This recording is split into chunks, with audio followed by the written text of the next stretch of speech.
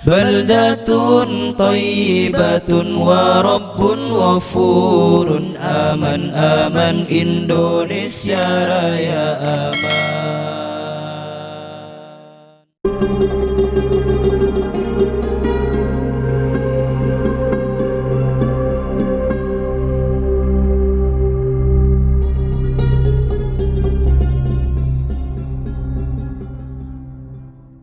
Assalamualaikum warahmatullahi wabarakatuh. Alhamdulillahilladzi arsala rasulahu basyiran wa nadhira wa da'iyan ilallahi bi'idhnihi wa sirajan munira. Wassalatu wassalamu ala sayyidina wa maulana Muhammadin wa ala alihi wa ashabihi wa man ballagha risalatahu wa sallama tasliman katsira. Amma ba'du, ma'asyiral muslimin wal muslimat, ikhwan akhwat rahimakumullah. Manusia sebagai makhluk yang diciptakan oleh Allah adalah satu-satunya makhluk yang paling sempurna dan paling baik dalam pandangan Allah Subhanahu wa ta'ala. Kesempurnaan dan kebaikan manusia karena Allah berikan anugerah yang namanya akal, yang apabila akal ini kita fungsikan sebaik-baiknya, insya Allah kita akan menjadi manusia yang baik dalam pandangan Allah. Tapi sebaliknya, ketika akal ini tidak kita gunakan sebaik-baiknya, niscaya kita akan menjadi manusia yang hina dan direndahkan derajatnya oleh Allah Subhanahu wa ta'ala. Inilah yang difirmankan oleh Allah di dalam surat At-Tin, surat ke-95 ayat keempat. A'udzu billahi minasyaitonir rajim. Bismillahirrahmanirrahim. Laqad khalaqnal insana fi ahsani taqwim. Sungguh telah kami ciptakan manusia dalam bentuk yang sebaik-baiknya. Ma'asyiral muslimin wal muslimat rahimakumullah. Suatu hari Sayyidina Ali karramallahu wajhah dipanggil oleh baginda Rasulullah sallallahu alaihi wasallam. Kemudian Rasul bersabda, "Ya Ali, lil aqili thalathu alamatin." Wahai Ali, ketahuilah olehmu, orang yang berakal itu mempunyai 3 tanda. Apa itu 3 tanda yang merupakan ciri orang yang berakal? Yang pertama, al-isti'anatu bid-dunya 'alal akhirah.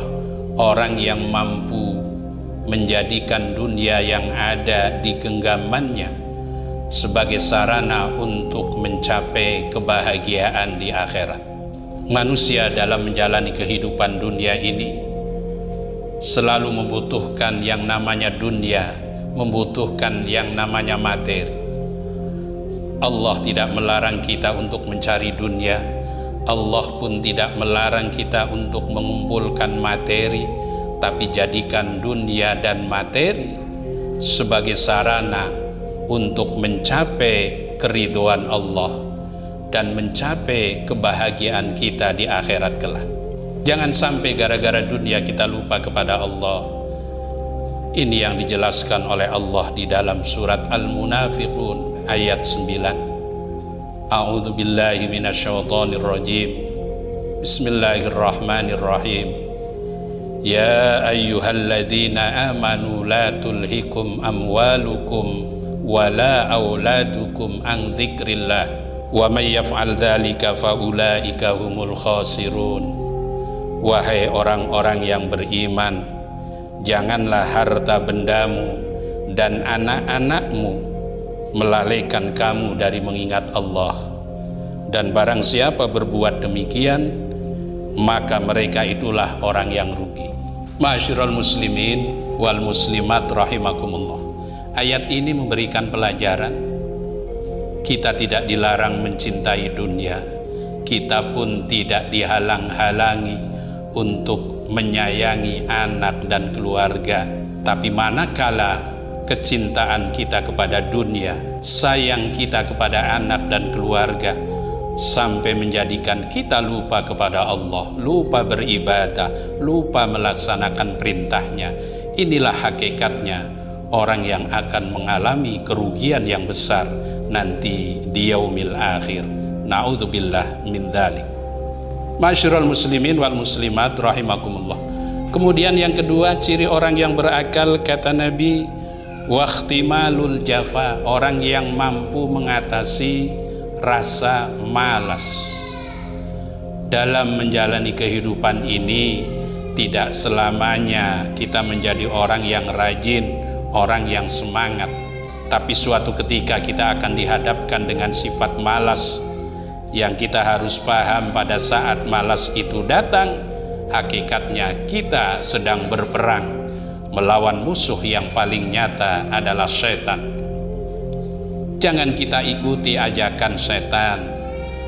Allah sudah mengingatkan kepada kita, wala tattabi'u khutuwatis syaitan, janganlah kamu ikuti langkah-langkah setan.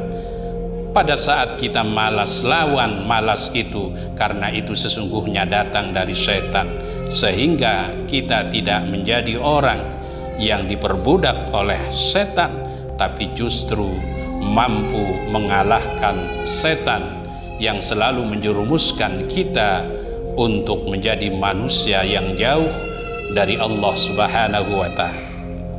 Ma'asyiral muslimin wal muslimat rahimakumullah. Kemudian ciri orang yang berakal yang ketiga, kata Nabi, was-sabru 'ala syada'id, orang yang selalu sabar menghadapi ujian yang berat dari Allah Subhanahu wa ta'ala.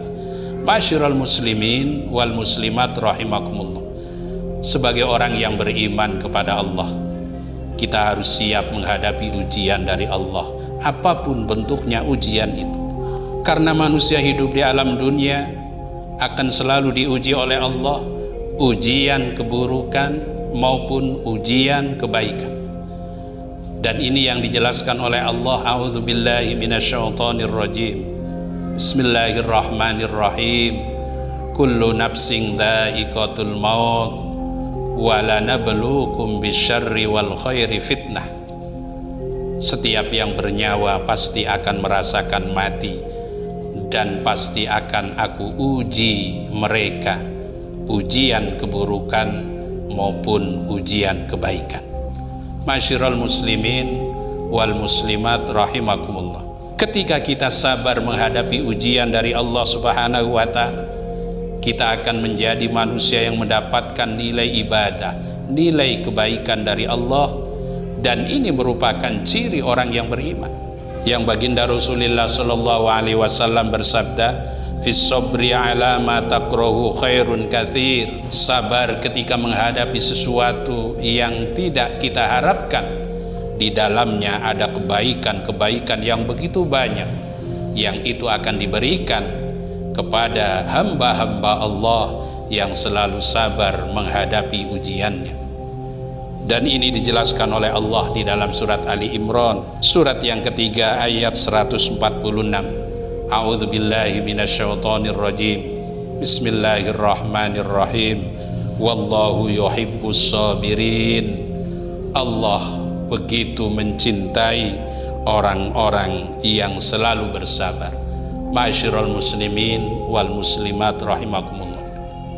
Mudah-mudahan pesan baginda Rasul kepada Sayyidina Ali bisa kita ambil pelajaran buat kehidupan kita, sehingga kita termasuk orang yang berakal dalam pandangan Allah, dan mari kita praktekkan dalam kehidupan kita. Yang pertama, Allah Subhanahu wa ta'ala memberikan anugerah berupa dunia. Mari jadikan dunia yang ada dalam diri kita sebagai sarana untuk mencapai keridhaan Allah dan mencapai kebahagiaan di akhirat. Yang kedua, ketika datang rasa malas dalam diri kita, kita lawan malas itu, karena sesungguhnya itu datangnya dari setan. Jangan kita diperbudak dan jangan kita mengikuti langkah-langkah setan, karena kita akan menjadi manusia yang rugi. Yang ketiga, belajar menjadi orang-orang yang selalu sabar ketika menghadapi ujian dari Allah. Seberat apapun insyaallah kita akan menjadi hamba-hamba yang dicintai oleh Allah Subhanahu wa ta'ala. Semoga bermanfaat dan segala kekurangannya mohon maaf.